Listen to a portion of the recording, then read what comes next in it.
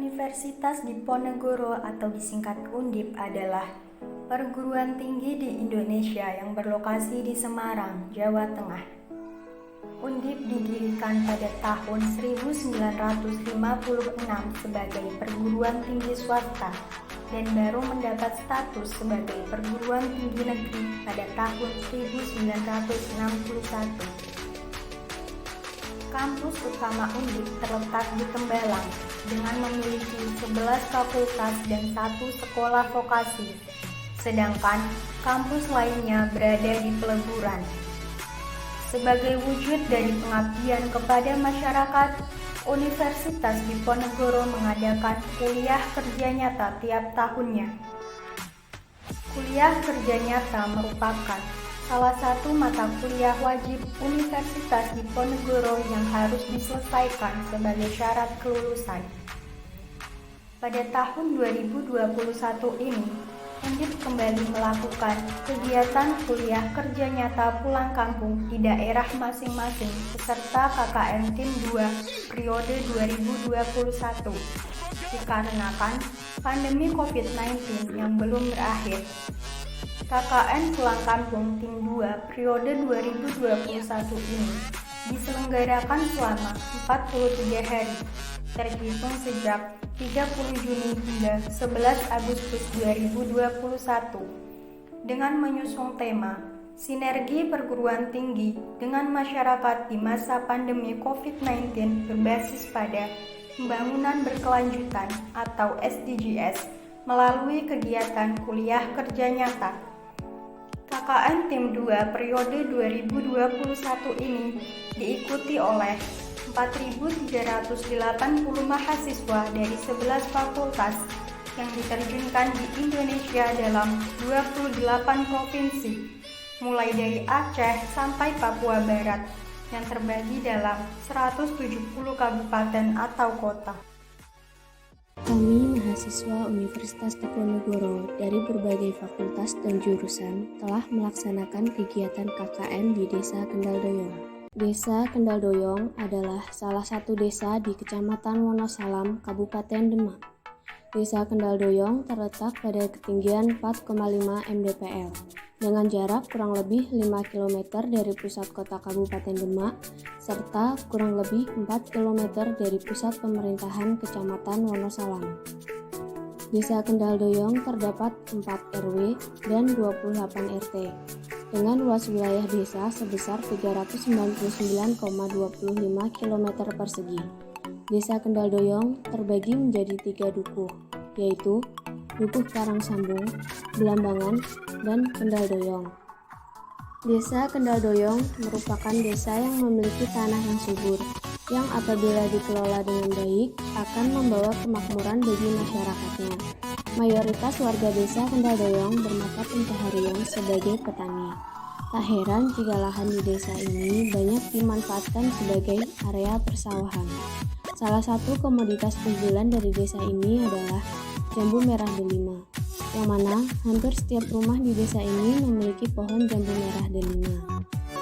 Desa Kendal Doyong juga memiliki Embung Tirto Joyo yang menjadi penampungan air pertanian, peternakan sapi, dan air artesis desa yang digunakan untuk menjalankan roda perekonomian. Tak hanya sebagai petani, banyak juga warga Kendal Doyong yang berprofesi sebagai guru, PNS, pegawai swasta, Polri, TNI, dan sebagai pedagang. Yang mana hal ini didukung oleh fasilitas pendidikan yang dimiliki oleh Desa Kendal Doyong, seperti adanya PAUD, TK, SD, TPQ, dan Madin atau Madrasah Diniyah. Berdasarkan hasil survei di lapangan, kami menemukan beberapa permasalahan yang terdapat di Desa Kendal Doyong, yaitu di era pandemi seperti sekarang ini, kesadaran masyarakat akan protokol kesehatan yang berlaku terkadang masih dianggap sepele dan diabaikan oleh beberapa warga masyarakat. Hal itu dapat terlihat dari beberapa warga masyarakat yang keluar rumah untuk beraktivitas dengan tidak mengindahkan protokol kesehatan yang telah ada. Seperti banyak masyarakat yang tidak memakai masker dan juga menjaga jarak misalnya. Karena kurangnya kesadaran dan kedisiplinan diri tersebut, maka diadakanlah program kerja kedua ini, sehingga perlu adanya gerakan 5M, yaitu memakai masker, mencuci tangan, menjaga jarak, menghindari kerumunan, serta mengurangi mobilitas. Hal itu dilakukan dalam upaya untuk mencegah penyebaran COVID-19. Tidak hanya itu, pencegahan virus COVID-19 ini juga bisa dilakukan dengan pemberian vaksin.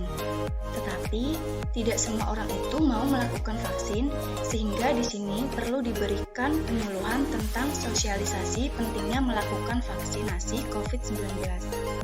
Yang dimana telah dianjurkan pemerintah berdasarkan pada Peraturan Menteri Kesehatan Nomor 10 Tahun 2021 dan Peraturan Presiden Nomor 99 Tahun 2020. Selain permasalahan yang telah disebutkan tadi, terdapat beberapa permasalahan lain seperti berikut ini. Dalam bidang ekonomi, pendapatan dari penjualan beberapa usaha mengalami penurunan akibat adanya COVID-19. Digitalisasi pun menjadi hal yang penting bagi kelangsungan hidup sebuah usaha di masa pandemi. Tidak banyak masyarakat yang tahu mengenai pentingnya pengelolaan keuangan, baik sederhana maupun lengkap. Karena mereka beranggapan bahwa usahanya berskala kecil sehingga tidak membutuhkan pengelolaan keuangan. Selain itu, di masa seperti sekarang ini, banyak masyarakat yang melakukan belanja online. Tetapi, masih banyak dari mereka yang mengalami penipuan. Dalam bidang pendidikan, di masa seperti ini banyak sekolah yang menerapkan sistem pembelajaran daring. Hal ini mengakibatkan banyak pelajar yang kurang maksimal dalam memahami materi yang telah disampaikan. Hal tersebut dapat memicu stres akademik di kalangan para pelajar. Di masa pandemi seperti sekarang ini, sangat diperlukan kesadaran agar tetap menjaga kesehatan dan menjaga kebersihan gigi serta mulut, meningkatkan imun dengan toga, dan makan makanan yang bergizi seperti ikan. Dalam bidang pertanian, banyak masyarakat yang mengisi waktu luang dengan menanam tanaman. Untuk membuat tanaman menjadi subur, diperlukan penambahan pupuk. Pupuk dapat dibuat dari limbah rumah tangga agar mengurangi pencemaran lingkungan.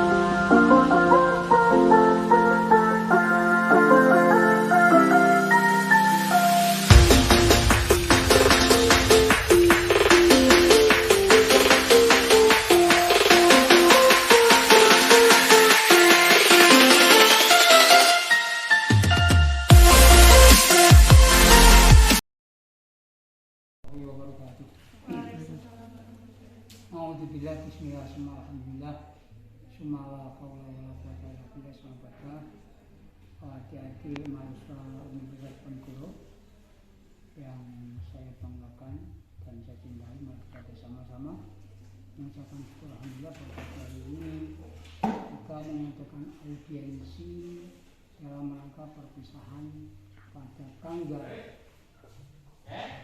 12 Agustus nanti. Selama mengabdi di kami, saya terima kasih bisa membantu masyarakat, bisa berjalan baik, tidak ada hal-hal yang bersifat negatif.